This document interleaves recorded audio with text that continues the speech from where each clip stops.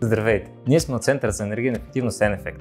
Аз съм инженер Александър Станков, а до мен е прекрасната архитект Ралица Йорданова. Здравейте от мен! В домовете консумираме енергия под различни форми. Най-често като трансформираме електрическата енергия в светлина, движение, звук или като загряваме въздух или вода. Загряването на въздух или вода в домовете ни изисква най-много енергия. За да се убедите в това, може просто да погледнете табелката с мощност на телевизор и след това да погледнете мощността на една духалка, например.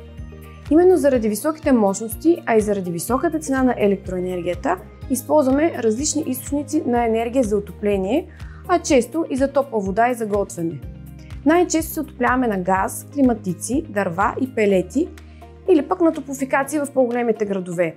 По този начин намаляваме мощността на електроинсталацията, а също намаляваме и цената на топлинната енергия в сградата.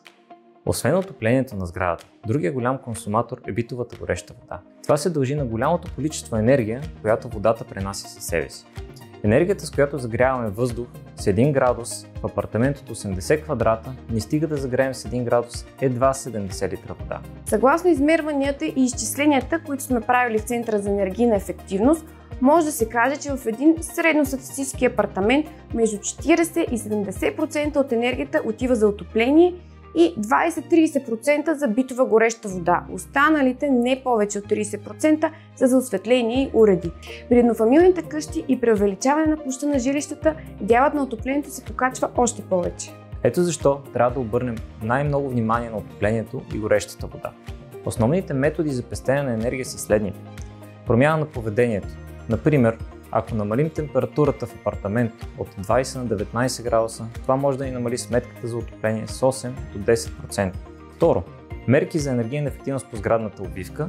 И трето, енергоспестяващи уреди, включително котли, бойлери, кружки и други. В комбинация между 2 и 3, с правилно използване на сградата и нейните инсталации, можем да постигнем много големи спестявания на енергия и съответно в дългосрочен план можем неколкократно да върнем инвестицията си.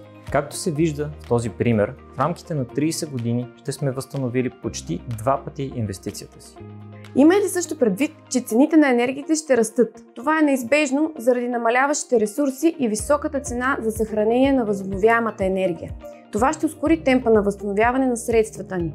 Защо ние от N-Effect и Токи говорим толкова за енергиен комфорт и енергийна ефективност? Защото един от страничните ефекти от прилагането на подобни мерки е както подобряване на визията на сградата, така и удължаването на живота им, което се дължи на по-добре защитените стени, а и не само, от атмосферни условия.